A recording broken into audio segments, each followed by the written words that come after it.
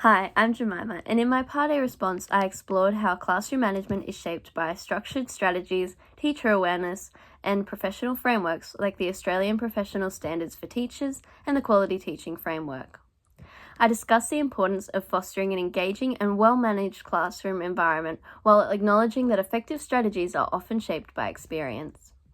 Since then, I've gained a deeper understanding of the importance and skills required to manage a classroom from engaging with a real classroom, both through the provided videos and my own experiences in Fairy Meadow Demonstration School.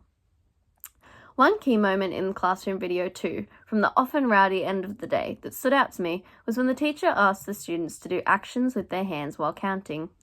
The teacher managed student behaviour using a multi-sensory approach and was met with complete engagement from students.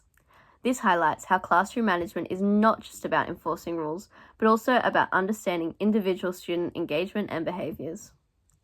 Reflecting on my own experiences in Fairy Meadow Demonstration School, I have encountered similar challenges. I remember a time when the students were all buzzing around after lunch and being disruptive, and the teacher called them inside to sing some songs they all knew, using a part of their calm morning routine to settle them down in a later part of the day. Initially, I relied on structured approaches similar to those outlined in the APST and QTF, but since then I've realised that adaptability and relationship building are just as crucial. This connects to research by Karakos and others, which emphasises that teachers develop pattern recognition over time, shaping how they respond to classroom disruptions. Similarly, Wolf, Jared Koza, and Bushkin highlight the role of teacher expertise in fostering an engaging and distraction-free learning environment. However, what these studies don't always capture is the unpredictability of student behaviour and how real-life teaching often requires on-the-spot adjustments. Through deeper engagement with theory, I've come to appreciate the significance of student-centred behaviour management. Darling, Hammond and Fronius suggests that instead of focusing solely on discipline, teachers should prioritise relationship building and conflict resolution. This approach aligns with the APST Standard 4's focus on creating supportive and safe learning environments. Trauma-informed teaching has become a growing expectation in the education industry. Thomas, Crosby, Vander, and Mena suggest that understanding students' social and emotional backgrounds helps prevent behavioural issues before they arrive.